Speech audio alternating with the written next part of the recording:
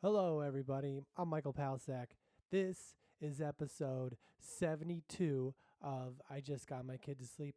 This is a podcast where I adjust the microphone a couple of times to make sure I'm in the shot still. That's the main niche of this podcast. No. That was a don't not tune in.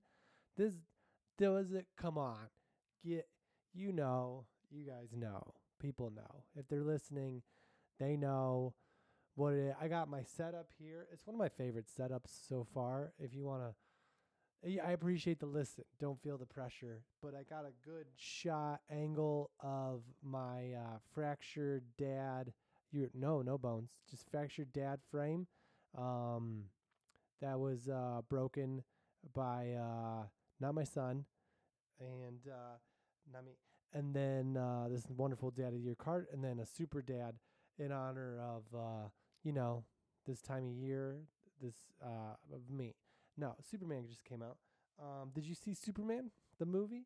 My my parents went to go see Superman for their anniversary. My parents were married this weekend, a long time ago, and they went to go see Superman. They never go to movies.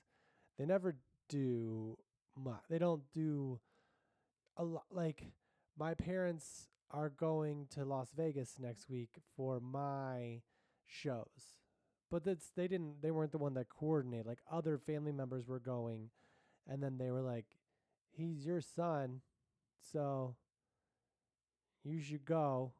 We're we're kind of going because we thought you'd be excited about this, and then they go.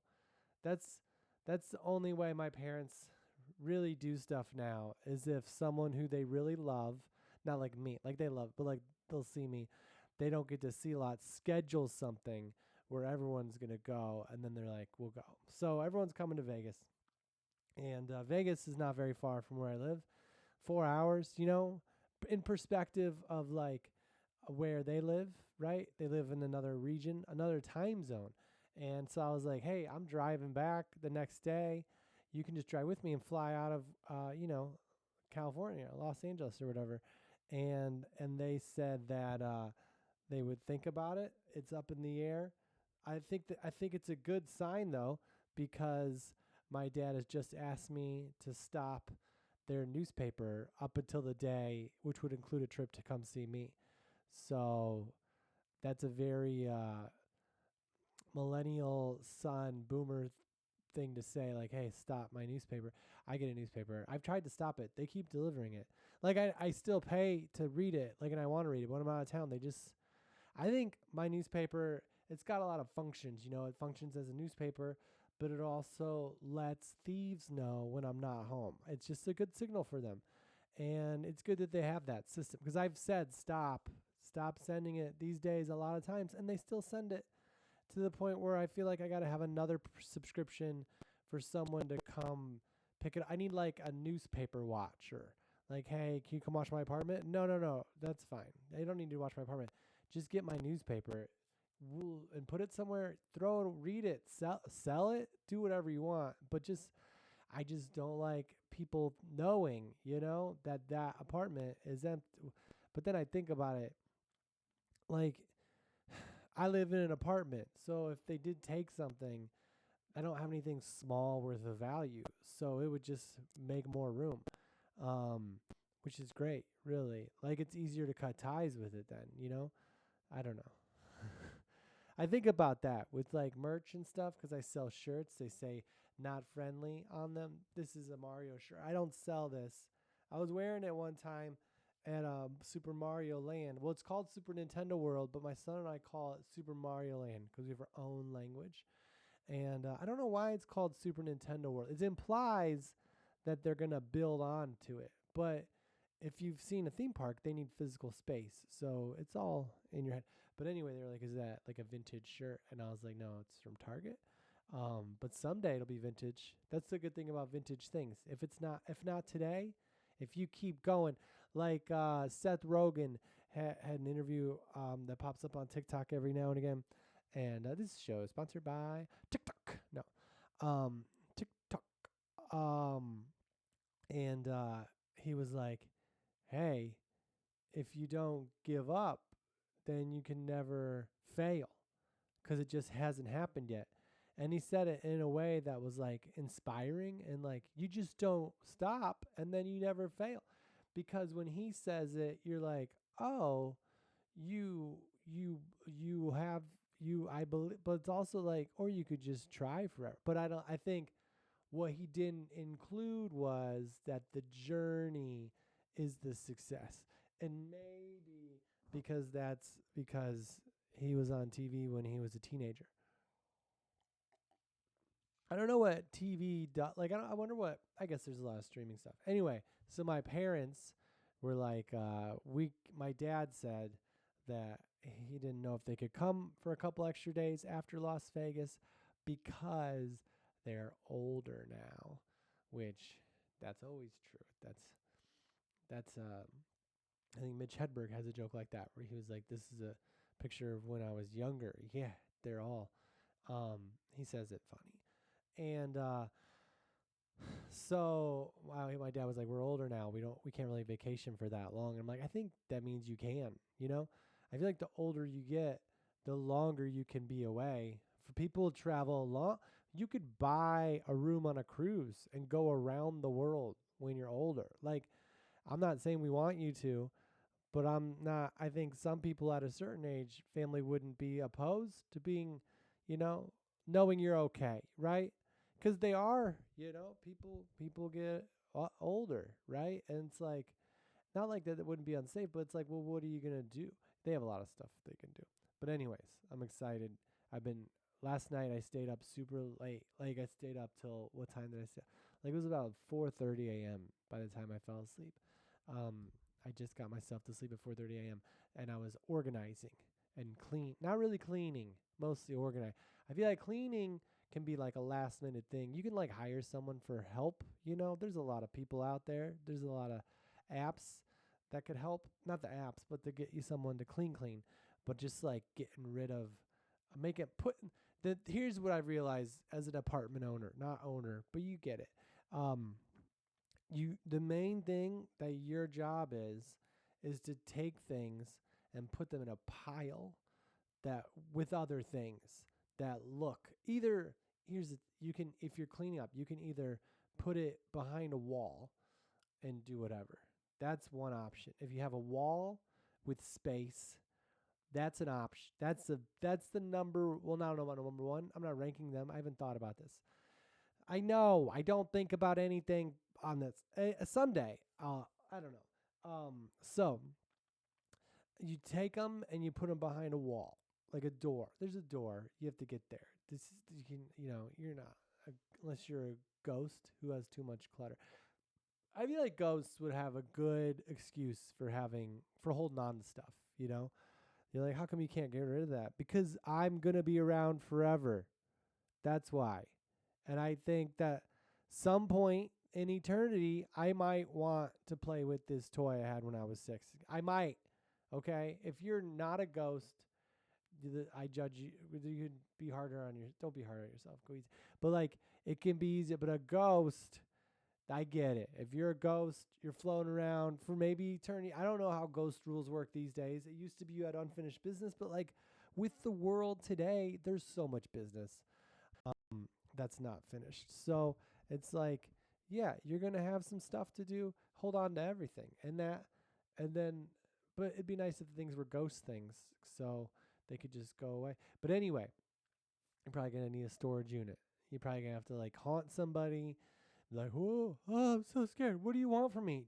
Just rent a storage unit, please. I got a lot of junk that I want to hang out with, and I don't have a place to put it because I'm a ghost. So can you just please get me a storage unit? Okay. You're scaring me now. You're scaring me. That's what you're doing to me as the ghost. Is that your screaming is scaring me. That's like the ghost. Like if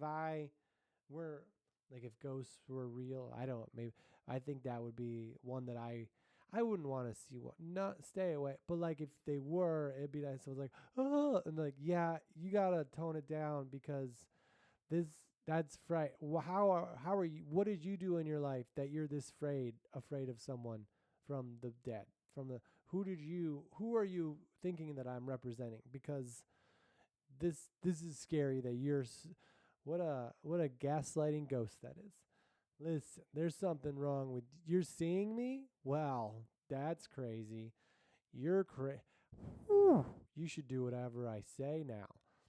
That'd be I like that. I wish there was like a version of the horror movie where they had like a funny spirit or demon talking in the person into being possessed and killing everybody. Oh no, you should probably do what I say. Oh, okay. You have no guidance at all. Listen, let me get your life together, turn you into a mass. I don't know. Um, I don't know. What do people turn into when they're in movies? But anyway, I think my parents can stay longer, but they want to keep the door open, you know? But I think it'd be exciting. A little road trip out here, a couple days, like sometimes when you go on vacation, it's like a couple days just to relax and forget about your problems. But I feel like when grandparents go to visit their family for it's like a couple days to get away and remember the real problem. Like, oh, these people have real problem. Like, let's go dip my toe. Let's do a little parenting fantasy camp. Like, even though they were parents, still are, but like of a 6-year-old. Let's see what this is like. My son is 6. His name is Jack, and he hates going. I don't know if he hates going to sleep. I just think that life is so good for him when he's with me, and not in like I spoil him in a bunch of ways. I've said no at least once this month.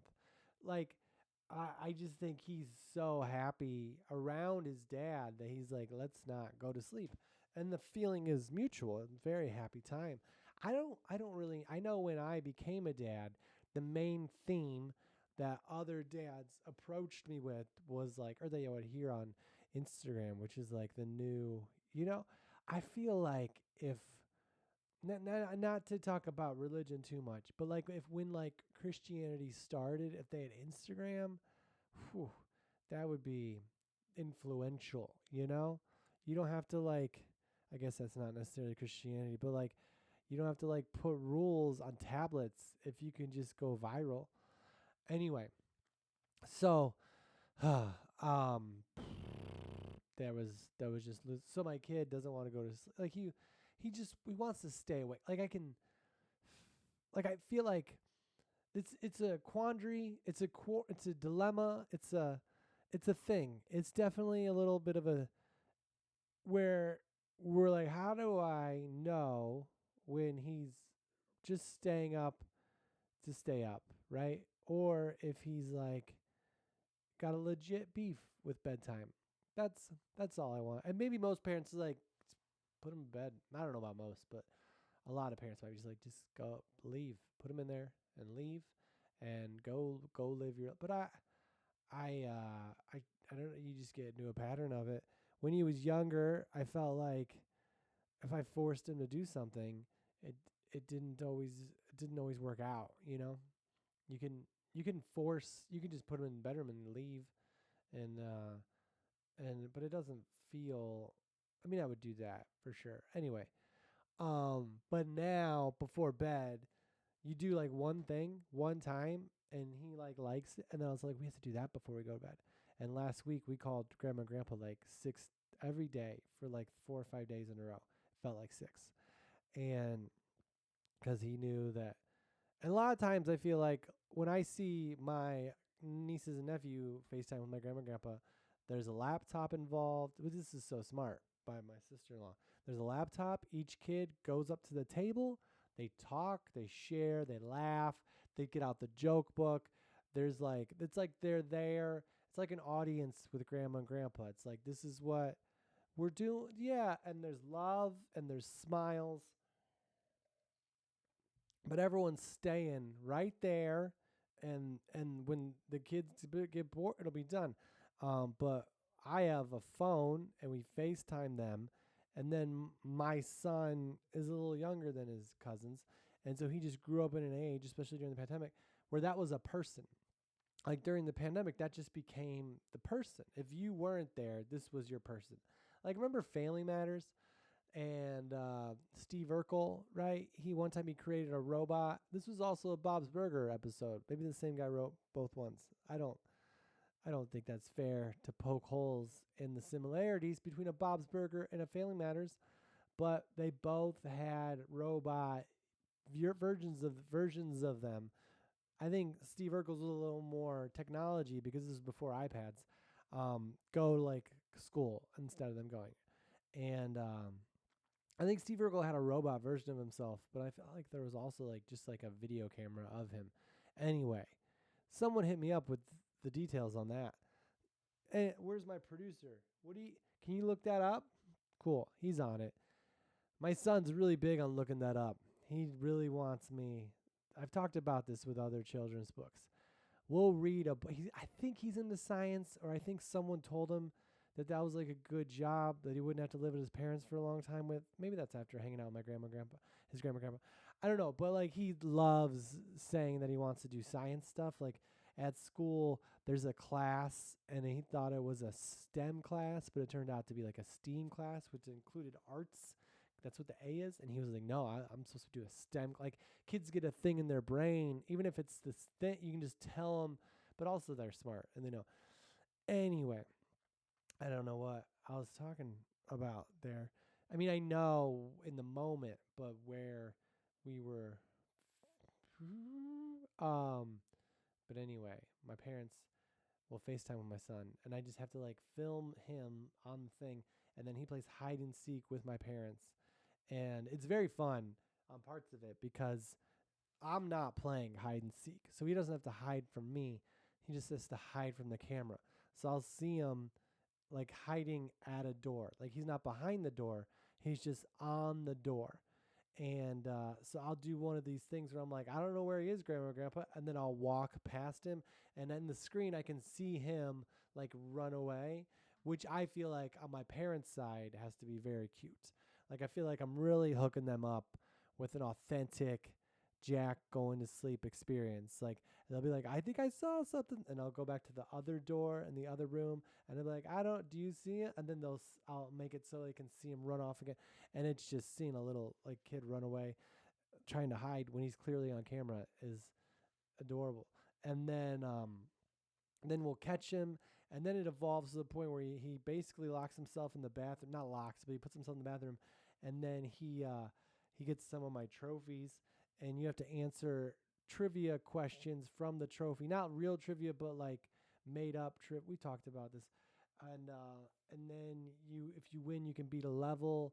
And it's basically like he's in a video game all the time, which I get very happy when he brings it to real life because I feel like it's better. But maybe he's just like obsessed. But anyways, that's what we do before bed, unless it's too late. So, yeah, I don't know. Also, I don't think they get worn out at this age. I feel like when they're babies or toddlers, you can like run them a lot. Maybe swimming would be good, or like be outside and then they'll get tired and go to sleep. But like Sunday, we were outside in the sun, not in the sun, but like outside, and it was hot. And then he went to my baseball game. We won, and I got a hit. If you're following the PCBL Smokies, we're playing in the playoffs. We'll be in the second round next Sunday at ECR. That is El Camino Real Charter High School, Woodland Hills, at 9:30 a.m. I think it might just be me, but he came last week, and I probably shouldn't give out such personal information. But he did come to the game last week, and it was like 4 hours, and then he just still wasn't tired at all, ever. Anyway, yeah. Yeah. So I got some questions here, or things to bring up. What was one of them? I got stuff here. So yeah, maybe my parents will come. I'll have my first guests. Okay. This was good. I made scallops for my son. I don't think I talked about this. It's on the thing. I gotta mark it off when I talk about it. And I made scallops, and a lot of people might be like, "Well, he's 6. He's not gonna eat scallops." But I saw an Instagram reel theme. That's the theme of the episode, and it said that your kid could like it. He could like it. He could like it. I'm really into hope. So I made it some um some scallops, and my son, I put it on his plate, and he's like, "What's that?" And I was like, "That's a scallop," and he's like, "No," and I was like, "Just try it," and it ended up on my plate. I was like, "Oh, did you try it?" And he's like, "Yeah, I put it in my mouth and I didn't like it, so I put it on your plate." Well, um, at least we have a system. That's that's good. Um, we did. Oh yeah, what I was trying to say was earlier. We reading books, before bed, and I feel like I just need to take a breath and remember that if I forget something, it's you remember that. I'll inspire you. Just remember. Just remember. Okay, now I'm looking at the green dot. Do you feel the connection? Just take a deep breath and remember that I want to say it's all going to be okay, but I feel like that's not necessary. You're going to be okay. You know why? Because you already are. You already are. Unless you're not, then you should do whatever's better for that. Um so whenever we finish reading a book, he has questions. And he knows that like we'll type stuff into Google sometimes. So we're reading this book called I Want My Hat Back, and we're watching the movie of it, but they put the words on the paper or on the screen, so I feel like it's kind of like could help with reading, and the voices, they do the voices better. And so we watch I Want My Hat Back. And it's about a bear who has a red hat, and he wants it back. Someone took it, he thinks, and he talks to like 6 different animals, and no one says they know where it is. And then he talks to a moose or a deer who's voiced by the author, by the way, John Klassen, and he's like, "What did it look like?" And then the bear remembers when he saw it, and he goes back, and he gets the hat back. And my son has so many questions about that book, and I don't know the answers, and nobody does. And I tried to explain him that, like, well, when you read a fiction, that's part of the fun is that if it's not written explicitly, you get to try to decide or analyze it for meaning or like decide for yourself. And he's like, I don't like that. Anyway, I thought I was going to go somewhere. Okay, so what are the questions? Here are the questions. Thanks for the questions. Thanks for writing in with questions. You can always write in an email or Instagram at Michael Palisak, and then I'll be able to do them on air. If your submission is randomly selected, your questions will be answered. If you're lucky enough to be randomly select, this person is a good friend, Nicole. Her question was, I think these like are more like, hey, we can feel that you need something to talk about, but that's fine. I appreciate it. So the first question was, what was your favorite family vacation ever, and the worst? And okay, very good question. That's a solid question. It's summertime. It's very seasonal, and I appreciate it. So thank you. My favorite family vacation ever had to be going to Disney World when I was a kid.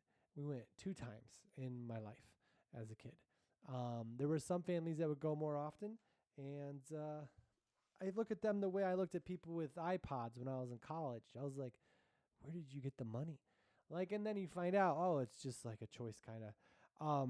But I don't remember which one. I feel like the first one was better because I was, not that Disney World is better when you're really young versus when, because I feel like there's a lot of different experiences you can have. I just feel like when you're younger, you can be better at enjoying life than when you're older. It doesn't have to be that way, but I felt like when I was in whatever grade, 5th grade, I was like, it was easier to trip over my own feet. Not not literally, but just like realizing that this is super fun and this is going to be over soon. Um was hard. Also, my parents did a thing where they never told us we were going to Disney World, or they never told, like, the second time we did Epcot, which isn't a lot of kid stuff, and then not a lot of fun. So it was like we did like the Magic Kingdom, and then it was like we're going to Epcot, and then I was like, now we're just going gonna go back to the hotel the rest of the vacation and not go back to Disney, even though there was the movie studio, whatever at the time. There was like there was another park, but we didn't, and it was like, well, we kind of peaked the day before, and I just would have liked to know that that would be the most, and you didn't. And I remember being like it being packed, and like I couldn't see like the laser show that I had heard about. Um, but I did get to go on Splash Mountain, which was pretty big at the time. But I think the first one was probably the most. We drove down from New York to Florida. My parents rented a car, I think. Either that or we took the station wagon. I remember in the station wagon one time on a big long trip, they would put the seat down. You know, you could have the middle row, and then you could put the seat down in the back and put stuff. One trip to Florida, they just put the whole seat down. So it's like there were no seats back there. And I think this might have been the trip to Florida. And or maybe they rented a car for that one. I don't remember. But like I just remember at one point being in the back, and all our stuff was back there, like luggage and stuff, and then just three kids sitting back there, and my dad just driving us down to Florida. And at one point, a lady behind us saw us just floating around on the flat surface in the station. It was enclosed, but there were no seatbelts, like zero, literally zero. And she like pointed like I should sit down, and I was just like, well, I am, you know. It was a cool place to be because I didn't know that I could die, right? I didn't know how dangerous it could be. But I do think, because like maybe my dad was onto something. Like if you're ever on, we did a tour bus when I was on Last Comic Standing, and like you didn't have a seatbelt on when you're on the tour bus. You're just like, we're just going down. Like, and I think buses can still crash. You're just like, yeah, you know, like we're sleeping. You'll be dead while you're sleeping. Like, I don't know. So he just was like, well, I'm a careful driver, which is good. But we had a blast back there. I don't know how we had room for everything. 3 kids back there, plus stuff. And that was like the whole drive, which is crazy to me. Anyway, that was super fun. Maybe my younger brother was in the front. I don't remember a car seat. I don't mean to I don't mean to incriminate. I don't think there were rules back then about that stuff. I know that because watch The Simpsons from back then. Maggie's not in a car seat, but I don't know if The Simpsons should be like the ideal family for this. But I remember that. I remember getting to Atlanta. We stopped in Atlanta, and I'm seeing like I don't know, the first stop at the hotel. Those little stuff that was probably the most fun. Like Disney World obviously is really fun, but and the beach and the ocean and all that. I remember seeing palm trees for the first time and feel like I was in a new world. You ever feel that? Like I guess if you're from there, you wouldn't know what that's like because you kind of like see everything. But like going down, waking up somewhere and there's palm trees in the parking lot, you're like, we really are on vacation now. Like that's all you really need is to just see a different tree and you're like, we're doing it. This is it. Anyway, it was a blast. I remember we would take a nap and we would all fall asleep, and I ate salami sandwiches, which was there was a streak in my life where I just ate salami and cheese sandwiches, and my parents would buy hard salami on the vacation, which I don't for some reason tasted better than normal salami. We played mini golf multiple times, and like the mini golf in Florida, like it's kind of like it's like an old casino. Like they want you to win. Like they've already paid off themselves. It's not like an old casino at all. They say the old casinos are better because they've already been paid off, so the slots will pay out more. This isn't one of those podcasts. I wouldn't go. Don't gamble. I can't. Not that I can't. Like I would get it, but I just don't. I can't. Like I was talking to an Uber driver the other day, picked me up from the airport, driving me home, and maybe it was Lyft. Sorry.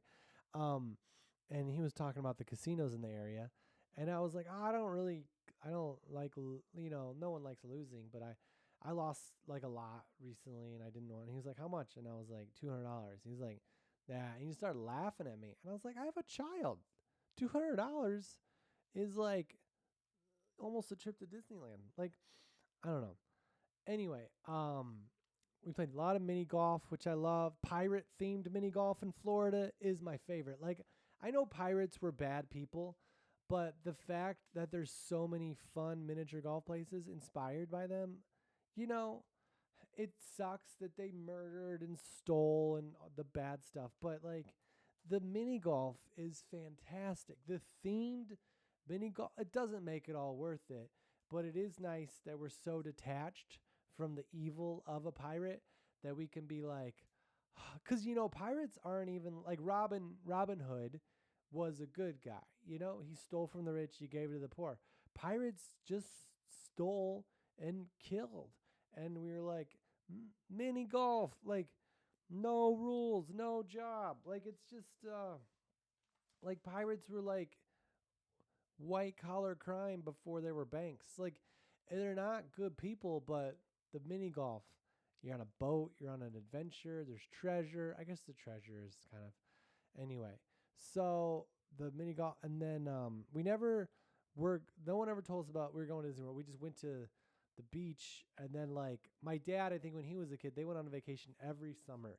His dad would take them on vacation every summer, and I think they had maybe gone. I think they had gone to something like that. And what you do is you go to the beach for a couple of days, and then you get sunburnt. So you're like, well, in order to be more responsible as a parent, we have to go to Disney World. And my dad would say that with such joy because I think he really loved taking us to Disney World. I don't know if women. There are women who love Disney too, but I think there's something about a dad that's like so childlike because we get to like, which maybe that's wrong, but I think it's also a choice. I think it's partially connected to the fact that like the woman gets to have the kid when she like, and like she gets to feel the kid kicking and stuff, and so she doesn't need to like see him on Peter Pan because she's like, oh, I saw him before he was out here. Like I felt him, I connected with him. I'm good, but dads are constantly like, let's let's relate to our child. I think a lot of them. I feel like I try to be. So yeah, we had a lot of fun, and yeah, and then we drove back home, and it was a really. My parents had a disc, not a disc, a cassette player in the car, and my aunt had not burned, made a mixed cassette of Johnny B, who was a DJ in Chicago, Johnny Brandmeier, who's a DJ, but he also put out an album because that's how popular it was, of like Chicago themed songs and other songs. And we loved all of them. Some of them weren't even appropriate for kids. If I remember, there were a couple that we had to fast forward through. But that was like that was the only time in our lives where my parents' music interest and ours met. And we were like, let's listen to Johnny B. I don't know if you can find Johnny B. I don't know if he's on iTunes. He was a DJ, but he was also a musical artist who sang about how Milwaukee sucked, which I don't agree. Milwaukee's fine. I'm going to be there in October. But also, like, there was a Being a Dad song. There was, like, there were a couple. It was a whole thing. And that's the other thing I would think we take for granted in life for as children is, like, being in a car with your family, right? And your dad's driving or your mom's driving you and you're just in the back seat. Like that happens every day for the first however many years of your life. You got to go somewhere, you get in the car, your parent Now you can get an Uber to drive you, but someone who loves you more than anything in the world takes you somewhere. And you just look out the window. Like I went I remember as an adult one time I was going to somewhere with my parents and there were enough people where I had to sit in the back seat. And it was when I was on the road like a ton. I did a ton of colleges, like, I don't know, 10, 15 years ago. And so I was on the road all by myself for a long time. And then I think I came into town to do something and we all went to like a baseball game or something. And I just sat in the back seat and my parents were in the front. And I was like, this is the life. You just get to look out the window, no driving. And it's great. So kids out there who listen to the podcast, enjoy that time being in the back seat. My son has a great time in the back seat because I play whatever music he wants. I never got to do that. We could request Johnny Beep, but that was pretty much it. There was a time where also MC Hammer was appropriate for everybody. Don't stop listening. It's just a sneeze break. I'm not going to go back and edit it out. Um, so there was a time when MC Hammer was a request. Can't touch this. That was, but that was very short lived. Unfortunately, he'd like want that song and then another song, and that was my aunt's influence. My aunts always listened to current music. But even like the oldies music, because we'd listen to a lot of oldies was the main thing, and that brings a lot of like warmth when I hear it now. Whereas like when I was a kid, I was like, this is so boring, you know, not boring, but like a lot of the oldies songs were just about love, and I was in like fourth grade or whatever, kindergarten, whatever age it was. I'm like, I don't know. My parents are pretty strict. I'm not allowed to date till I'm 16, and I gotta listen to this music for 8 hours. Um, so yeah, that was what was my favorite family vacation. I think it was the first Disney World one. Um, or like any place I've been with Jack. I feel like those vacations. We went to North Dakota for like a couple weeks total, and just taking your child on vacation to another place is so fun. The sleep, you know, like it, like when you're home, they usually have a thing they have to do or like whatever. But like on when you're vacationing, it's like this is work too. But it's so nice to go somewhere and just do the stuff. Just do the fun stuff. Like I don't think you need outside activity. You can just like walk through the grass or whatever. There was one time we were in North Dakota. I was there for shows, but we'd have all day to do whatever. And there was a pool we could walk to. It was a lazy river pool. And this was before the podcast. One of these shows, someone told me I should do a podcast, so blame them. And there's a lazy river, and there was like a zip line that he was almost not tall enough to do. And because I was doing shows, I got to do it all for free. And we could go to the lazy river, and we do the lift or whatever, the zip line. It was a seated one. It wasn't like a really, but we were up there really really high. And he won't even do roller coasters now, but he did that like multiple times, and we could do it as many times as we wanted. It was very fun. I remember at one point I was like, we shouldn't do it right now. It was because like I don't know, I don't know, it's not. Sometimes I don't need all the details, Michael. Um, but one time we were walking to the lazy river, and the grass, the sprinklers were just going off in the grass, and we just played this like game in the grass with the sprinklers going off. And I don't remember the details, but someone told me when I first started being a dad, when I became a dad, that like killing time with your kid is the most important thing. So whenever I do something that makes completely no sense, other than just spending time with him, I feel is very valuable. Like you can go to like Disney or a baseball game or something, that's all fun, but I feel like that's also fun for the parent. But whenever we're just there and he's just like we're just laying in the grass playing this game with these sprinklers, I feel like that. I feel like that's not. It's not burning into his brain, but it's like there's like there's a connection. We're having a connection, and that was a super fun family vacation. It was just me and him, but it was super fun because it was like every day we just got to wake up and hang out, and then go to the show. And he would get a bomb pop at the show. It became hard sweet wise because if we went to the pool, we get ice cream, and then we go to the show, and he would want a bomb pop. They also had this juice called pig juice or something. It's like hog juice. I don't know, but it was just basically like uh, like uh, like a juice box, but not a lot of juice. And we were just really. I remember there were a couple people in the show who did a daytime show, and it was 4 kids, and it was like at 10 a.m. or something like that. Or maybe it was 10:30, and they're like, "Oh, Jack, and you should come to that show." And I was like, "I don't think we're gonna be awake that early." Like now he would wake up that early, but then we would be asleep so late. Um, that was really fun. We got to go on another vacation. I just really look forward to the times when he doesn't. That's the cool thing about being on vacation is like you're you don't have to clean up, because when we're here, it's like you get to do all this stuff, but then also you got to clean up at night. But when you're on vacation, it's just like yeah, you don't have to. So you can really just go to bed when they go to bed almost if you want to. Anyway, worst vacation ever. I don't know. I feel like every vacation is you're like taking a step away from doing a thing. So I don't and we haven't done a lot. Like when I was a kid, we mostly saw family. Like that was our summer vacation. My dad didn't do the one vacation a year thing. It was like, I remember one year. This is probably the worst vacation because we didn't go anywhere. Then my dad would probably feel bad. But one year, we lived in this really old house. It was like 100 years old, and it was a brick house. And then there was this there was what's it called? Like a place where the horses would go, not a barn or maybe it was a stable. I don't know, but they turned it into it was the garage.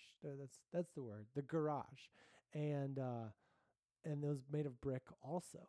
And my dad was looking at it one day, and he saw that the mortar in between the bricks, not all of it was there anymore.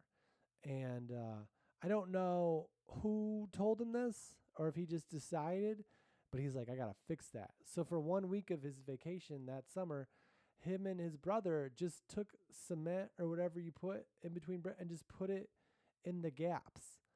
And that was his vacation. I don't think it was necessary. I don't know how stable it was. That was just like, and as a dad now, that does sound really fun to like just go outside and put like cement on brick. That's, I don't know, it just seems like that's something as a parent that you start to enjoy. Like this is just a stupid thing. Like I can wash floors and listen to a Dodger game or baseball and just be like, this is a day, you know?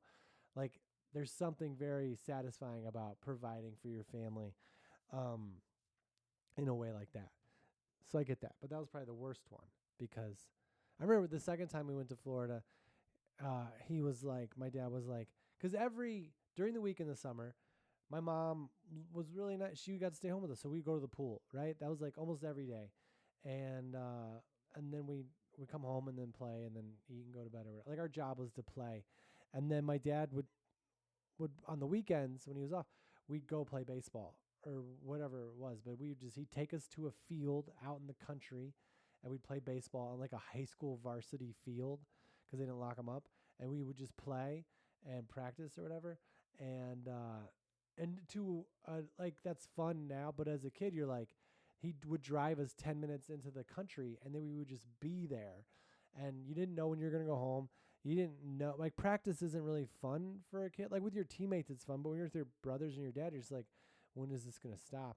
And I remember the year we went to Florida, he was like, he was talking about taking us there, and then he said, but wouldn't you guys rather just play baseball every day? And like I see it now as a parent, that's really fun.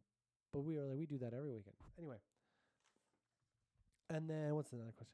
Oh, when I was a kid, they had right-handed desks. Yes. Elementary school, they did not have right-handed desks. They were just like it was your desk, and inside of it was your stuff. So it was like a big rectangle. But in high school, mostly right-handed desks. And so the left-handed desks were hard to come by. And I don't remember, my friend Nicole, who asked this, said it in a way like I talked about this before. And I don't remember my point of view on it. But I think back now and I think that's just a desk because they were mostly all right-handed desks. And if I had walked into a room and been like, I need a left-handed desk to study here, then I would have had to go home. And then I wouldn't have been able to play sports because you got to go to class to play sports. And so, I just learned to write with my elbow dropping. You can do it. Everybody, you can do it. Yeah, I don't. Also, maybe both desks, maybe just put armrests on both sides and you jump in from the top. That sounds dangerous and kind of fun. So that's a much shorter answer to the last one. Another question from a different friend who asked about stand-up. This isn't more stand-up questions. Thank you so much for providing this.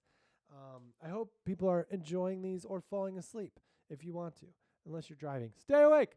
Okay. I don't think I ever answered this one. Do you think being a clean comedian opens more doors or closes more doors? Or you have never really noticed? I think that's a good attitude question, like life is what you make it. I think I could wake up and look at my calendar. There was a point at one time in my life where I did like a festival and we had to do a Q&A, and they were talking about being clean, and these comedians were talking about how like you make so much more money being clean. And at the time I wasn't working a lot. And I was like, no. And they're like, well, you're doing it wrong.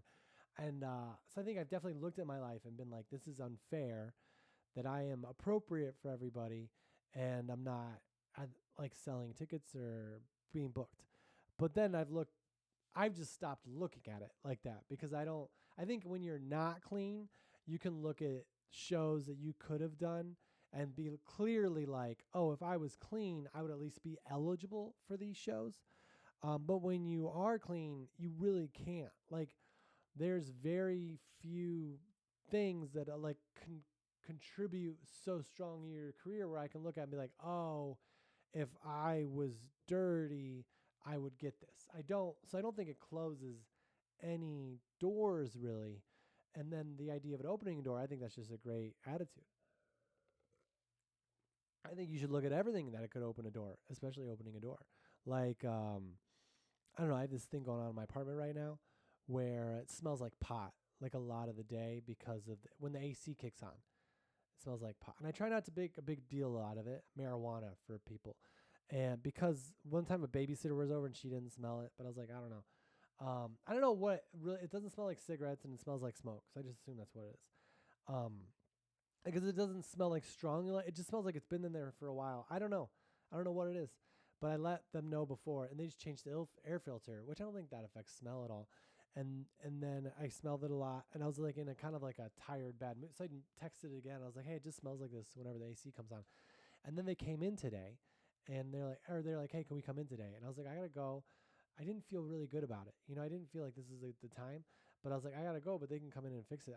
But in my head, I feel like the air conditioner is right next to someone's apartment where they smoke all the time. And so whenever the AC comes on, it kicks that smoke in. But they're like, there's other things we can do. So I come in, I go to get something out of my apartment before I leave, and they're there already, but they're not there. Their stuff's there. And I just see this big can of Lysol, right?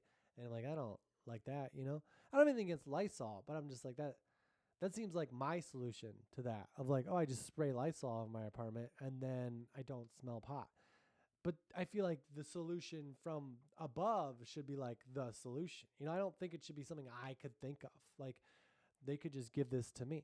So then we come back that night after I go pick up my kid from school. We come back and it just smells like more Lysol than I've ever smelled. And not the good, like clean cotton linen scent.